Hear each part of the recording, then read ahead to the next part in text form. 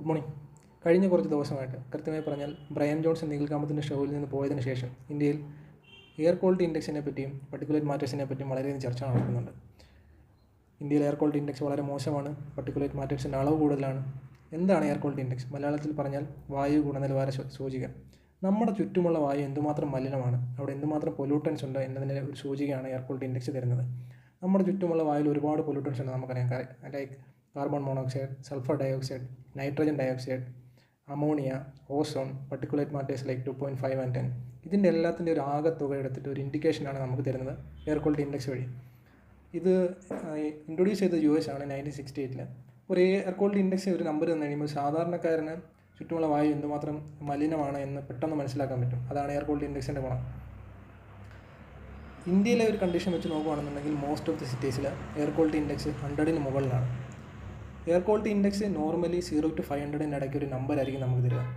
0 to 500 ഇടയ്ക്ക് ഒരു number എന്ന് പറയുമ്പോൾ ഡിഫറെൻറ്റ് കാറ്റഗറി ആയിട്ട് ഇതിനെ സെപ്പറേറ്റ് ചെയ്തിട്ടുണ്ട്. ഇപ്പം 0 to 50 ആണെന്നുണ്ടെങ്കിൽ ഗുഡ് എയർ ക്വാളിറ്റി ആണ്, 51 to 100 ആണെന്നുണ്ടെങ്കിൽ മോഡറേറ്റ് ആണ്, 100-ന് മുകളിലാണെന്നുണ്ടെങ്കിൽ അത് അൺഹെൽത്തി ആണ്, 101 to 150 ആണെന്നുണ്ടെങ്കിൽ സെൻസിറ്റീവ് ഗ്രൂപ്പ്സിന്, അതായത് കുഞ്ഞു കുട്ടികൾക്ക്, പ്രായമായവർക്ക്, മറ്റെന്തെങ്കിലും രോഗമുള്ളവർക്ക്, ലങ് സംബന്ധമായ രോഗങ്ങളുള്ളവർക്ക് ഇതൊക്കെ അൺഹെൽത്തിയാണ്. Continuous exposure അൺഹെൽത്തിയാണ്.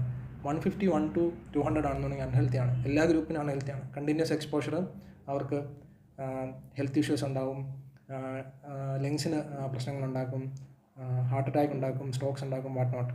അപ്പോൾ എയർ ക്വാളിറ്റി ഇൻഡെക്സും നമ്മുടെ പൊല്യൂഷനും നമ്മുടെ ഹെൽത്തിനെ വളരെയധികം ബാധിക്കുന്നുണ്ട്. അതുകൊണ്ട് എയർ ക്വാളിറ്റി ഇൻഡെക്സ് എന്ന് പറയുന്ന നമ്പർ വളരെയധികം ഇമ്പോർട്ടൻസ് ഉള്ള ഒരു നമ്പറാണ്.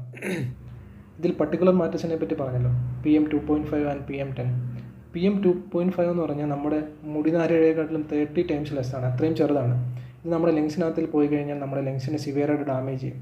ഇത് WHO സ്റ്റാൻഡേർഡ് പ്രകാരം 5 micrograms per meter cube ഉണ്ടാകാൻ പാടുള്ളൂ. മാക്സിമം അങ്ങേയറ്റം പോയി കഴിഞ്ഞാൽ 15 micrograms per meter cube, അതും 4 to 5 days കൂടുതൽ ഉണ്ടാവാൻ പാടില്ല ഇയർലി. ഇന്ത്യൻ സ്റ്റാൻഡേർഡ് പ്രകാരം ഇത് 40 micrograms per meter cube ആണ്. But most of the Indian സിറ്റീസിൽ it is more than 50 micrograms per meter cube ആണ്. അത് ഒരു കൺസേൺ ആയിട്ടുള്ള സിറ്റുവേഷൻ തന്നെയാണ്. എല്ലാ വിൻ്ററായി കഴിയുമ്പോൾ ഡൽഹിയിലെ പൊല്യൂഷനെ പറ്റി വലിയ ചർച്ചകൾ ഉണ്ടാകാറുണ്ട്. ഡൽഹിയിലെ പൊല്യൂഷൻ വളരെ മോശമാണ്, എയർ ക്വാളിറ്റി ഇൻഡെക്സ് വളരെ മോശമാണ്. വിൻ്ററായി കഴിയുമ്പോൾ മാത്രം ഇത്ര സിവിയർ ആവാൻ കാരണം എന്താണ്? ഫാക്ടറീസ് മാത്രമാണോ, അല്ലെങ്കിൽ വെഹിക്കിൾ പൊല്യൂഷൻ മാത്രമാണോ, ഡസ്റ്റാണോ? അല്ല. ഡൽഹിൻ്റെ അല്ലെങ്കിൽ നോർത്തേൺ പ്ലെയിൻസിലെ എല്ലാ സിറ്റീസിലും ഉണ്ട്. അവിടുത്തെ ജിയോഗ്രഫി ഇതിന് വലിയൊരു ഭാഗമാണ്. നമുക്കറിയാം, നോർത്തേൺ സൈഡിലൊക്കെ വിൻ്റർ എന്ന് പറഞ്ഞാൽ അതിശൈത്യമായിരിക്കും. ആ സമയത്ത് ഫോഗ് ഓൾറെഡി അവിടെ ഉണ്ടായിരിക്കും. പൊല്യൂഷനും കൂടെ ആയി കഴിയുമ്പോൾ ഇത് രണ്ടും കൂടെ ചേർന്നിട്ട് സ്മോഗ് ഉണ്ടാകും. ഇതൊരു ക്ലൗഡായിട്ട് ഡൽഹിയുടെ അല്ലെങ്കിൽ ആ സിറ്റിയുടെ ഒക്കെ മുകളിൽ ഇങ്ങനെ ഉണ്ടായിരിക്കും.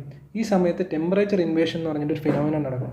നോർമലി എന്താണ് സംഭവിക്കുന്നത്? കരയോട് ചേർന്നിരിക്കുന്ന പ്രതലത്തായിരിക്കും ടെമ്പറേച്ചർ കൂടുതൽ, അതായത് ആൾട്ടിറ്റ്യൂഡ് കൂടുന്തോറും ടെമ്പറേച്ചർ കുറഞ്ഞു വരും. ബട്ട് ഇവിടെ അങ്ങനെ സംഭവിക്കില്ല. ഈ സ്മോഗ് അതിൻ്റെ താഴെയുള്ള റീജിയനിൽ ടെമ്പറേച്ചർ അതിന് മുകളിലേക്കാളും കുറവായിരിക്കും. അതായത് കൺവെക്ഷൻ വഴിയുള്ള എയർ ട്രാൻസ്ഫർ നടക്കത്തില്ല. ഓൾറെഡി ട്രാപ്ഡ് ആയിരിക്കുന്ന എയർ ഈ സ്മോഗിൻ്റെ താഴെ അവിടെ തന്നെ നിൽക്കും. അതായത് പൊല്യൂഷൻ എങ്ങോട്ടും പോകാതെ അവിടെ തന്നെ ട്രാപ്ഡ് ആയിട്ടിരിക്കും. അതുപോലെ തന്നെ വെസ്റ്റേൺ റീജിയനിൽ നിന്ന് നോർത്ത് വെസ്റ്റിൽ നിന്നും സൗത്ത് ഈസ്റ്റിലേക്ക് അവിടുന്ന് വിൻഡ് അടിക്കും. അതായത് നമുക്ക് വെസ്റ്റേൺ പാർട്ടിൽ അറിയാം, ഇന്ത്യയുടെ വെസ്റ്റേൺ പാർട്ടിൽ നമുക്ക് പഞ്ചാബുണ്ട്, രാജസ്ഥാനുണ്ട്.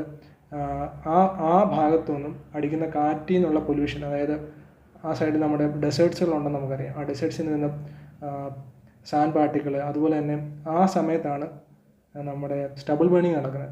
അതായത് ഹരിയാന, പഞ്ചാബ്, രാജസ്ഥാൻ്റെ ചില ഭാഗങ്ങൾ, മധ്യപ്രദേശിൻ്റെ ചില ഭാഗങ്ങൾ, യുപിയുടെ ചില ഭാഗങ്ങൾ, ഈ ഭാഗത്തെല്ലാം സ്റ്റബിൾ ബേൺ ചെയ്യും. ഇവിടെ നിന്നുള്ള പൊല്യൂഷനും കൂടെ ഈ കാറ്റ് ഇവിടെ കൊണ്ടുവന്ന് ഡെപ്പോസിറ്റ് ചെയ്യും. ഈ നോർത്ത് വെസ്റ്റിന് അടിക്കുന്ന കാറ്റ് ഈ പ്ലെയിൻസ് വന്നു കഴിയുമ്പോൾ അതിൻ്റെ വേഗത കുറയുകയും ചെയ്യും. അങ്ങനെയും കൂടെ ആയി കഴിയുമ്പോൾ ഈ ഓൾറെഡി ഉണ്ടായിരിക്കുന്ന പൊല്യൂഷൻ എങ്ങോട്ടും പോകാതെ അവിടെ തന്നെ ട്രാപ്പായിട്ട് കിടക്കും. ഇങ്ങനെയുള്ളൊരു സിറ്റുവേഷൻ വന്നു കഴിയുമ്പോൾ ഡൽഹിയെ ആർക്കും രക്ഷിക്കാൻ പറ്റില്ല. ഈ ഡൽഹീസ് പൊല്യൂഷൻ സ്കൈ റോക്കറ്റ്സ്. അങ്ങനെയുള്ളൊരു സമയത്താണ് ഈ ഡൽഹിയുടെ പൊല്യൂഷൻ വളരെയധികം കൂടുകയും വലിയ ചർച്ചയാവുകയും ചെയ്യുന്നത്. അപ്പോൾ ഡൽഹിയുടെ പൊല്യൂഷൻ കുറയ്ക്കുക എന്ന് പറയുന്നത് അഫ്കോഴ്സ് സ്റ്റബിൾ ബേണിങ് ഒരു കാരണമാണ്, ക്രാക്കേഴ്സ് പൊട്ടിക്കുന്ന ഒരു കാരണമാണ്. എന്നിരുന്നാലും അതിൻ്റെ ജിയോഗ്രഫി മേജറായിട്ടൊരു ഇൻഫ്ലുവൻസ് ചെയ്യുന്നുണ്ട്. ഒരു സാധാരണക്കാരൻ എന്നുള്ളത് നമുക്ക് എന്ത് ചെയ്യാൻ പറ്റും? മാസ്കുകളാണ് ഏറ്റവും എഫക്റ്റീവ്. N95 മാസ്കുകൾ, അല്ലെന്നുണ്ടെങ്കിൽ പർട്ടിക്കുലേറ്റ് മാറ്റേഴ്സിന് ഫിൽട്ടർ ചെയ്യുന്ന മാസ്കുകളൊക്കെ മാർക്കറ്റിൽ അവൈലബിൾ ആണ്. നമ്മൾ വെളിയിൽ പോകുമ്പോൾ കൂടുതൽ മാസ്കുകൾ വെച്ചുകൊണ്ട് ട്രാവൽ ചെയ്യാൻ ശ്രദ്ധിക്കുക.